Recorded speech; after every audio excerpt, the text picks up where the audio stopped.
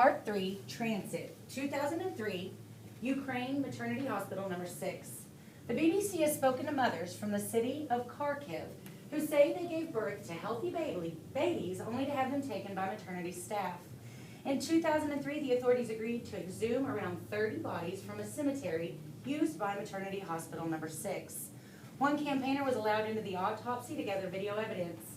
She has given that footage to BBC and the Council of Europe. In its report, the Council describes a general culture of trafficking of children snatched at birth and a wall of silence from hospital staff upward over their fate. The pictures show organs, including brains, have been stripped and some bodies dismembered. A senior British forensic pathologist says he is very concerned to see bodies in pieces, and that is not the standard postmortem practice. It could possibly be a result of harvesting stem cells from bone marrow. Hospital number 6 denies the allegations. Chapter 21, Lev. Ain't no one gonna tell you what's in your heart, he tells Lev. You gotta find that out for yourself. Lev and his new travel companion walk along train tracks surrounded by thick, brushy terrain. You got it in your heart to run from unwinding? Ain't no one gonna tell you it's wrong to do, even if it is against the law. The good Lord wouldn't have put it in your heart if it wasn't right. You listening, Fry? Because this here's wisdom. Wisdom you can take to the grave, then dig up again when you need some solace. Solace, that means comfort. I know what solace means, says Lev, peeved by the mention of the good Lord, who hasn't done much for Lev lately, except confuse things. The kid is 15, and his name is Cyrus Finch, although he doesn't go by that name. No one calls me Cyrus, he had told Lev shortly after they met. I go by Sci-Fi. And since Sci-Fi is partial to nicknames, he calls Lev Fry, short for Small Fry. Since it has the same number of letters as Lev, he says it's appropriate. Lev doesn't want to burst his bubble by pointing out his full name is Levi. Sci-Fi enjoys hearing himself talk. I make my own roads in life, he tells Lev. That's how come we're traveling the rails instead of some dumb old country road. Sci-Fi is umber. They used to call us black. Can you imagine? Then there was this artist dude, mixed race himself, a little bit of this, a little bit of that. He got famous, though, for painting people of African ancestry in the Deep South. The color he used most was umber. People liked it a whole lot better, so it stuck. I bet you didn't know the word came from, did you, Fry? Following right along, they started calling so-called white people sienna, after another paint color. Better words, didn't have no judgment to them.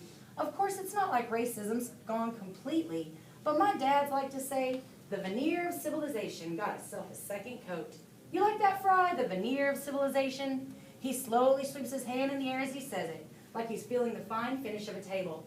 My dads are always saying stuff like that. Sci-Fi's a runaway, although he claims not to be. I ain't no runaway, I'm a run too, he had told Lev when they first met, although he won't tell Lev where he's running to. When Lev asked, Sci-Fi shook his head and said, information shall be given on a need-to-know basis. Well, he can keep his secret because Lev doesn't care where he's going. The simple fact that he has a destination is enough for Lev. It's more than Lev has. Destination implies a future. If this umber-skinned boy can lend Lev that much, it's worth it to travel with him. They had met at the mall. Hunger had driven Lev there. He had hid in dark, lonely places for almost 2 days after he lost Connor and Risa. With no experience at being a street rat, he went hungry. But eventually, hunger turns anyone into a master of survival. The mall was a mecca for a newborn street rat. The food court was full of amazingly wasteful people. The trick, Lev discovered, was to find people who bought more food than they could possibly eat and then wait till they were done. About half the time, they just left it on the table. Those are the ones Lev went after, because he might be hungry enough to eat table scraps, but he still was too proud to rifle through the trash. While Lev was finishing off some cheerleader's pizza, he heard a voice in his ear. You ain't got to be eating other folks' garbage, fool. Lev froze. He was certain it was a security guard ready to haul him away. But it was only this tall umber kid with a funny grin, wearing attitude like it was cologne. Let me show you how it's done.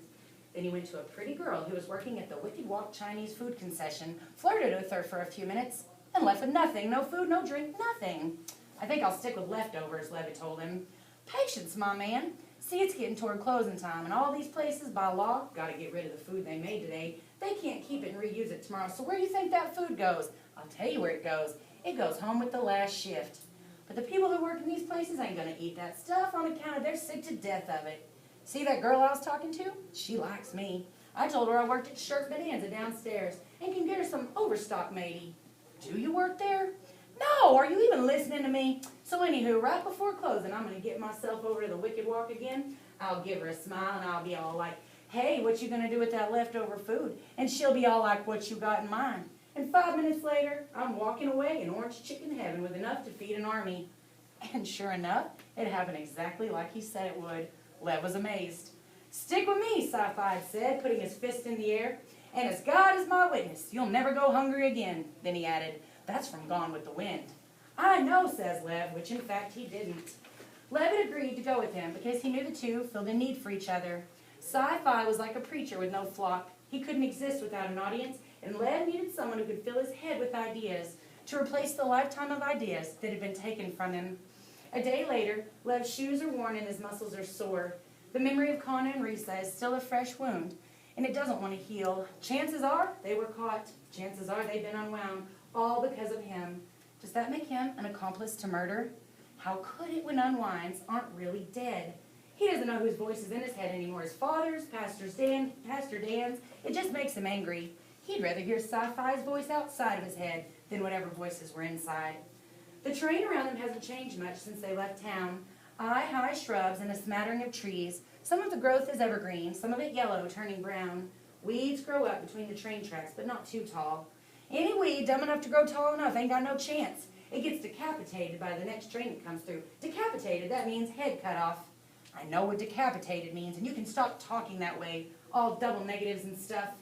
Sci-Fi stops right there in the middle of the railroad tracks and stares at Lev like he's trying to melt him with his eyes. You got a problem with the way I talk?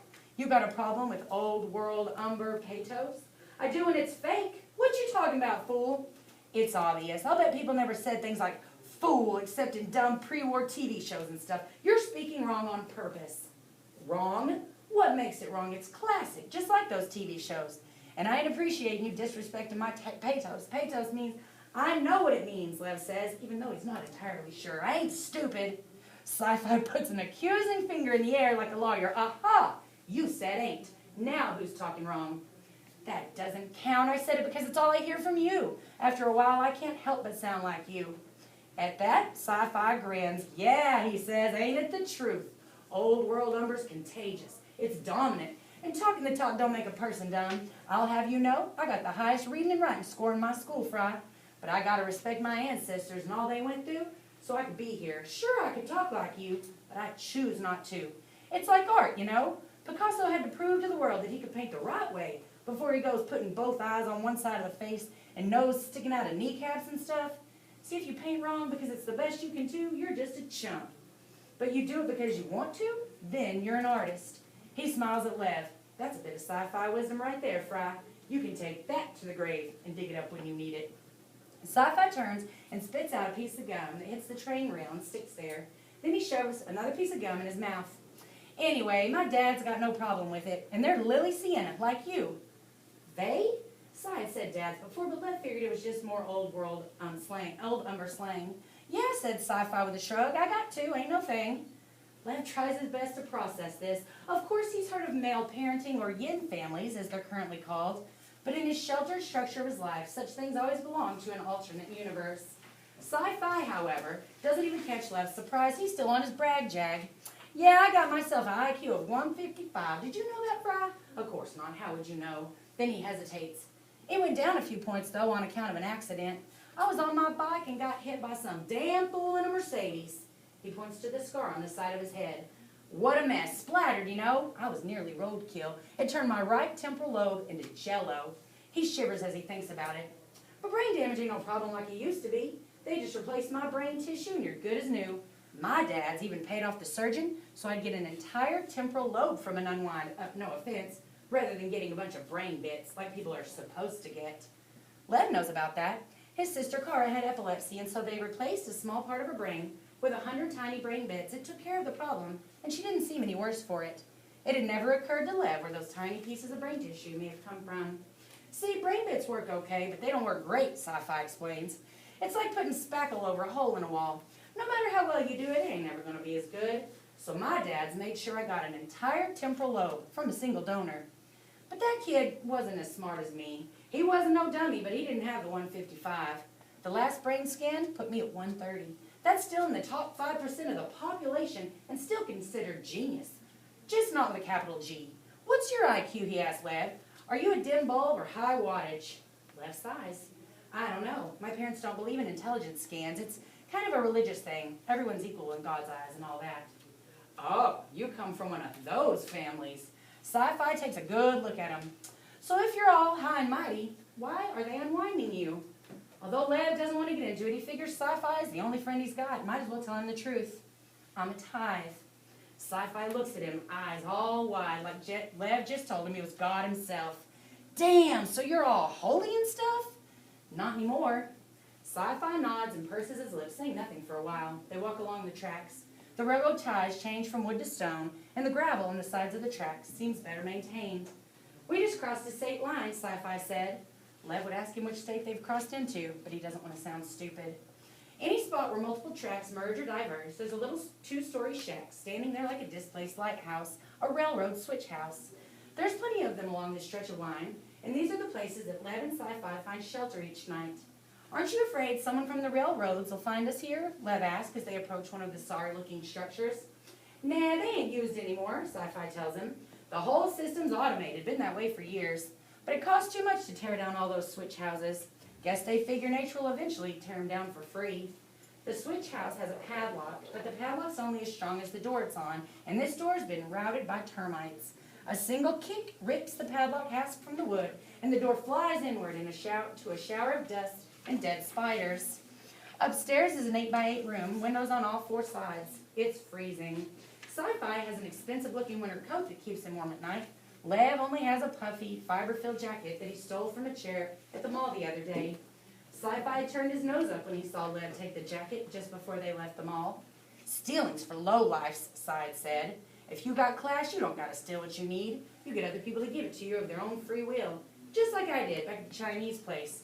It's all about being smart and being smooth. You'll learn. Lev's stolen jacket is white and he hates it. All his life he'd worn white, a pristine absence of color that defined him. But now there was no comfort in wearing it. They eat well that night, thanks to Lev, who finally had his own survivalist brainstorm. It involved small animals killed by passing trains. I ain't eating no track kill, Sci-Fi insisted when Lev had suggested it. Those things could have been rotting out here for weeks for all we know. No, says Lev, here's what we'll do. We'll walk a few miles down the tracks, marking each dead critter with a stick. Then, when the next train comes through, we'll backtrack. Anything we find that's not marked is fresh. Granted, it was a fairly disgusting idea on the surface, but it was really no different from hunting, if your weapon were a diesel engine. They build a small fire beside the switch house and dine on roast rabbit and armadillo, which doesn't taste as bad as Lev thought it would. In the end, meat is meat, and barbecue does for armadillo exactly what it does for steak. Smorgasbash, Sci-Fi decided to call this hunting method as they eat. That's what I call creative problem solving. Maybe you're a genius after all, Fry. It feels good to have Sci's approval. Hey, is today Thursday? Says Lev, just realizing. I think it's Thanksgiving. Well, Fry, we're alive. That's plenty to be thankful for. That night, up in the small room of the switch house, Sci-Fi asked the big question.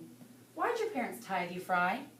One of the good things about being with Sci-Fi is that he talks a lot about himself. It keeps Lev from having to think about his own life, except, of course, when Sci asks. Lev answers him only with silence, pretending to be asleep. And if there's one thing he knows Sci-Fi can't stand, it's silence, and so he feels it himself. Were you a storked baby? Is that it? They didn't want you in the first place and couldn't wait to get rid of you? Lev keeps his eyes closed and doesn't move. Well, I was storked, says Sci.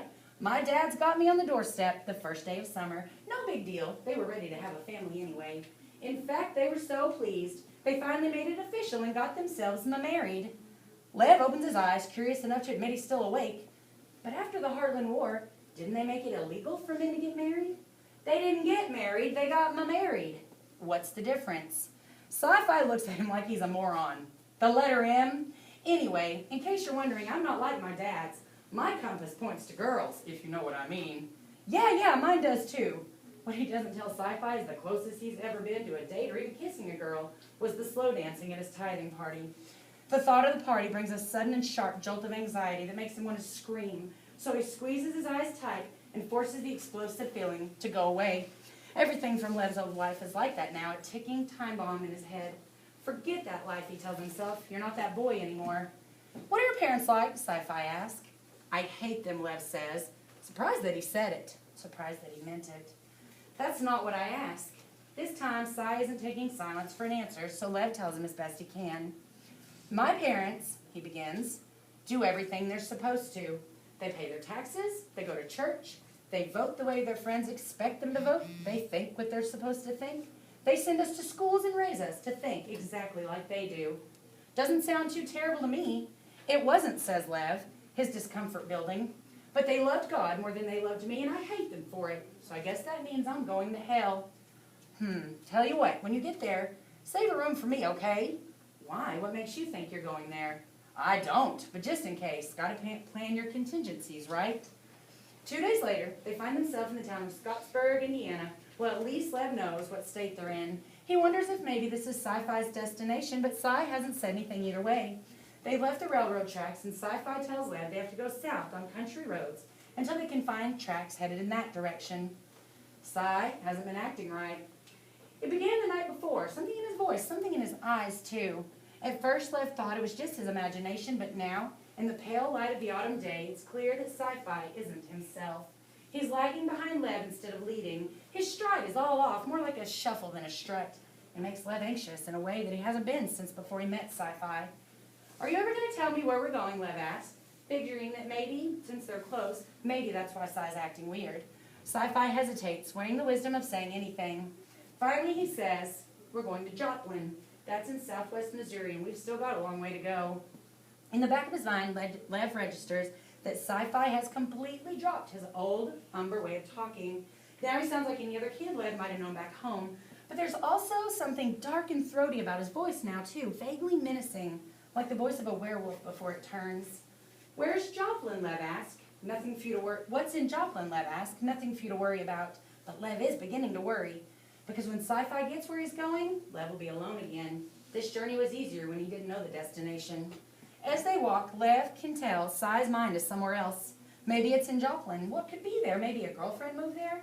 Maybe he'd tracked down his birth mother. Lev had worked up a dozen reasons for Sci-Fi to be on this trip, and there's probably a dozen more that he hasn't even thought of. There's a main street in Scottsburg trying to be quaint, but just looking tired. It's late morning as they move through the town. Restaurants are gearing up for the lunch crowd. So you're going to use your charms and get us a free meal, or is it my turn to try, Lev asked. He turns to Sci, but he's not there. A quick scan of the shops behind him, and Lev sees a door swinging closed. It's a Christmas store, its windows all done up in green and red decorations, plastic reindeer and cotton snow. Lev can't imagine. Sci has gone in there, but when he peers through the window, there he is, looking around like a customer.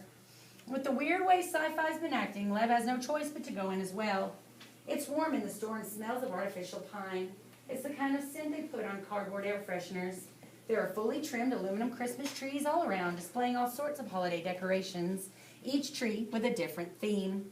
In another time and place, Lev would have loved wandering around a store like this. A saleswoman eyes them suspiciously from behind the counter. Lev grabs Sci's shoulder. Come on, let's get out of here. But Sci shakes him off and goes over to a tree that's decorated all in glittering gold. He seems mesmerized by the bulbs and tinsel. There's the slightest twitch right behind his left eye. Sci, whispers Lev. Come on, we have to get to Joplin. Remember? Joplin? But Sci's not moving. The saleswoman comes over. She wears a holiday sweater and a holiday smile. Can I help you find something? No, says Lev. We were just leaving. A nutcracker, says Sci. I'm looking for a nutcracker for my mom. Oh, they're on the back wall. The woman turns to look across the store, and the moment she does, Sci picks up a dangling gold bulb from the glittering tree and slips it into his coat pocket. Lev just stands there stunned. Sci doesn't even spare a glance at Lev as he follows the woman to the back wall where they discuss nutcrackers. There's a panic brewing deep down in Lev now, slowly fighting its way to the surface. Sci and the woman chat for a few moments more, and then Sci thanks her and comes back to the front of the store. I've got to get money from home, he says in his Sci, not Sci voice. I think my mom will like the blue one. You don't have a mom, Lev wants to say, but he doesn't, because all that matters is getting out of that shop. All right then, says the saleswoman, you have a nice day. Sci leaves, and Lev makes sure he's right behind him, just in case Sci does have a phantom urge to go back into the store and take something else. Then, the moment the door closes behind Sci-Fi, he takes off. He doesn't just run, he ejects, like he's trying to burst out of his own skin. He bolts down the block, and then into the street, then back again. Cars honk, a truck nearly mows him down. He darts in random directions like a balloon, losing air, and then disappears into an alley far down the street. This is not about a gold Christmas bulb. It can't be. It's a meltdown. It's a seizure, the nature of which Lev can't even begin to guess. I should just let him go, Lev thinks. Let him go and run in the opposite direction and not look back. Lev could survive on his own now. He's gotten street smart enough. He could do it without Sci-Fi. But there was that look about Sci before he ran, desperation. It was just like the look in Connor's face the moment he pulled Lev out of his father's comfortable sedan. Lev had turned on Connor. He will not turn on Sci-Fi. With a pace and a stride far steadier than Sci-Fi's, Lev crosses the street and makes his way down the alley. Sci-Fi, he calls, loud enough to be heard, but not loud enough to draw attention. Sci, he glances at dumpsters and doorways. Cyrus, where are you? He comes to the end of the alley and looks left and right, no sign of him. Then, as he's about to lose hope, he hears, Fry? He turns his head and listens. Fry, over here. This time, he can tell where it's coming from, a playground to his right. Green plastic and steel poles painted blue. There are no children playing. The only sign of life is the tip of Sci-Fi's shoe poking out from behind the slide. Lev crosses through the hedge, steps down into the sand that surrounds the playground, and circles the apparatus until Sci-Fi comes into view. Lev almost wants to back away from what he sees. Sci is curled, knees to chest like a baby. The left side of his face is twitching. His left hand quivers like gelatin. He grimaces as if he's in pain. What is it? What's wrong? Tell me. Maybe I can help you. Nothing, Sci-Fi hisses. I'll be all right. But to Lev, he looks like he's dying. In his shaking left hand, Sci-Fi holds the ornament he stole. I didn't steal this, he says. Sigh. I said I didn't steal this. He smashes the heel of his right hand against the side of his head. It wasn't me. Okay, whatever you say. Lev looks around to make sure they're unobserved. Sci quiets down a bit. Cyrus Finch doesn't steal. Never did, never will. It's not my style. He says it, even as he looks at the evidence right there in his hand. But in a second, the evidence is gone. Sci-Fi raises his right fist and smashes it into his left palm, shattering the bulb. Gold glass tinkles to the ground. Blood begins to ooze from his left palm and right knuckles. Sci, your hand. Don't worry about that, he says. I want you to do something for me, Fry, before I change my mind. Lev nods. See my coat over there? I want you to look in the pockets. Sci-Fi's heavy coat is a few yards away, tossed over a seat of a swing. Lev goes to the swing set and picks up the coat. He reaches inside the pocket and finds, of all things, a gold cigarette lighter. He pulls it out. Is that it, Sci? You want a cigarette? If a cigarette would bring Sci-Fi out of this, Lev would be the first to light it for him. There are things far more illegal than cigarettes anyway. Check the other pockets. Lev searches the other pockets for a pack of cigarettes, but there are none. Instead, he finds a small treasure trove. Jeweled earrings, watches, a gold necklace, a diamond bracelet. Things that shimmer and shine even in the dim daylight. Sci, what did you do? I already told you it wasn't me. Now go, take all that stuff and get rid of it. Get rid of it and don't let me see where you put it. Then he covers his eyes like it's a game of hide and seek. Go, before he changes my mind. Lev pulls everything out of the pockets and, cradling it in his arms, runs to the far end of the playground. He digs in the cold sand and drops it all in, kicking sand back over it. When he's done, he smooths it over with the side of his shoe and drops a scattering of leaves just above it. He goes back to Sci-Fi, who's sitting there, just like Lev left him, with his hands over his face. It's done, Lev says. You can look now. When Sci takes his hands away, there's blood all over his face from the cuts on his hands. Sci stares at his hands and then looks at Lev helplessly like a kid who just got hurt on the playground. Lev half expects him to cry. You wait here, Lev says. I'll go get some bandages. He knows he'll have to steal them. He wonders what Pastor Dan would say about all the things he's been stealing lately. Thank you, Fry, Sci says. You did good, and I ain't going to forget it. The old umber lilt is back in his voice. The twitching has finally stopped. Sure thing, says Lev with a comforting smile, and he heads off to find the pharmacy. What Sci-Fi doesn't know is that Lev has kept a single diamond bracelet, which he now hides in the inside pocket of his not-so-white jacket. Lev finds them a place to sleep that night. It's the best they've had yet, a motel room. Finding it wasn't all that hard to do. He'd scouted out a rundown motel without many cars out front. Then it was just a matter of finding an unlocked bathroom window in an unoccupied room. As long as they kept the curtains drawn and the lights off, no one would know they were there. My genius keeps rubbing off on you, Sci-Fi tells him. Sci's back to his old self, like the incident this morning never happened, only it did happen, and they both know it. Outside, they hear a car door open. Lev and Sci prepare to bolt if the key turns in the motel room lock, but It's another door they hear opening a few rooms away. Cy shakes out his tension, but Lev does not relax, not yet. I want to know about today, Lev says. It's not a question, it's a request. Cy's unconcerned. Ancient history, he says. Leave the past in the past and live for the moment. That's wisdom you can take to the grave and dig up when you need it. What if I dig it up right now? Lev takes a moment to let it sink in. Then he reaches into his pocket and pulls out the diamond bracelet. He holds it in front of him, making sure the street light spilling through the slit in the curtains catches the diamonds so they glisten. Where'd you get that? Sci-Fi's voice has lost all the playfulness it had a second ago. I kept it, Lev says calmly. I thought it might come in handy. I told you to get rid of it. It wasn't yours to get rid of. After all, you said it yourself. You didn't steal it. Lev twists the bracelet so the diamonds refract a sparkle of light right into Sci-Fi's eye. Without the room lights on, Lev can't see much, but he swears he sees Sci-Fi's cheek starting to twitch. Sci stands up, looming over Lev. Lev stands as well, a full head shorter than Sci-Fi. You take that out of my face, says Sci-Fi, or I swear I'm going to pound you into pork rinds. Lev thinks he might actually do it too. Sci-Fi clenches his fist, but with the bandages, he looks like a boxer, hands wrapped before putting on the gloves. Still, Lev doesn't back down. He just dangles the bracelet. It sends a little twinkling lights flittering around the room like a lazy disco ball. I'll put it away if you tell me why this bracelet and all those other things wound up in your pockets.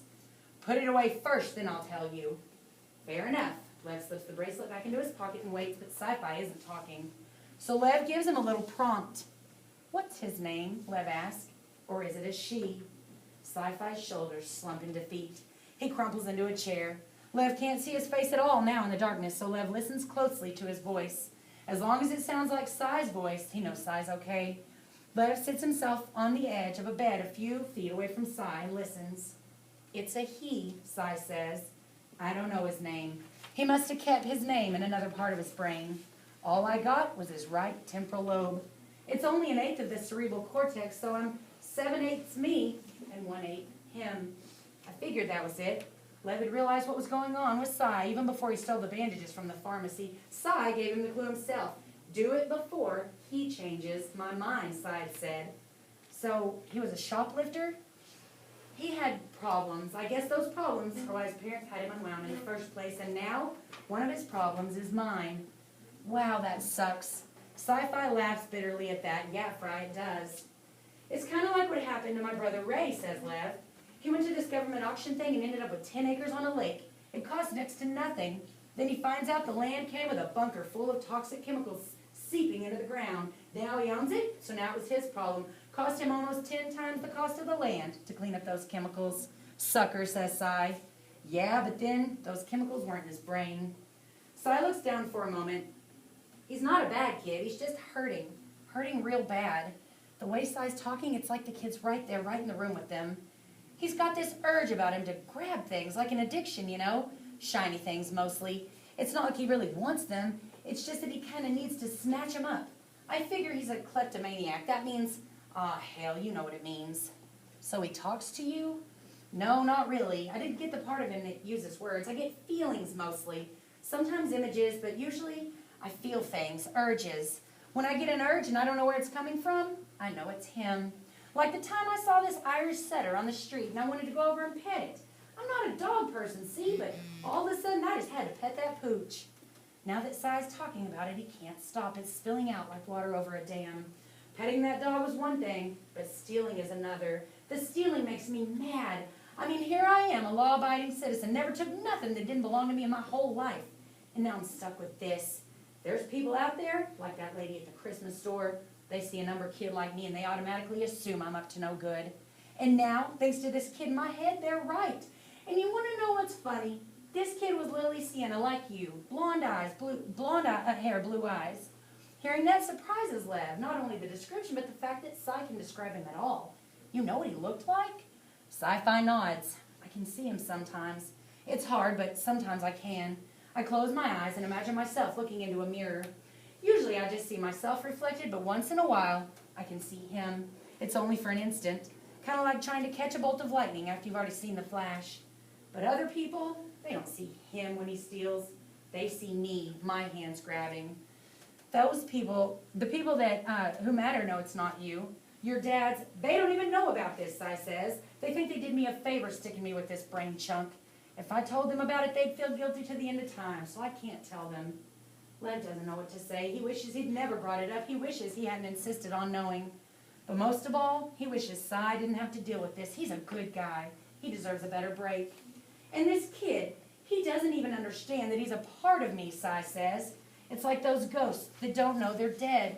And they keep trying to be him, and he can't understand why the rest of him ain't there. All of a sudden, Lev realizes something. He lived in Joplin, didn't he? Si doesn't answer for a long time. That's how Lev knows it's true. Finally, Si says, there are things he's still got locked up in my brain that I can't get at. All I know is that he's got to get to Joplin, so I got to get there too. Once we're there, maybe he'll leave me alone. Sci-Fi shifts his shoulders, not a shrug, but in an uncomfortable roll, like when you get an itch on your back or a sudden shiver. I don't want to talk about him no more. His one ache feels a whole lot bigger when I spend time hanging around in his gray matter. Lev wants to put his arm around Si's shoulder like an older brother to comfort him, but he just can't bring himself to do it. So instead, he pulls the blanket from the bed and wraps it around Si while he's sitting in the chair. What's this all about? Just making sure you two stay warm. And then he says, don't worry about anything. I've got it under control. Sci-Fi laughs. You can't even take care of yourself, and now you think you're going to take care of me? If it weren't for me, you'd still be chowing down on other folks' garbage back at the mall. That's right. You helped me, and now it's my turn to do the same for you, and I'm going to get you to Joplin.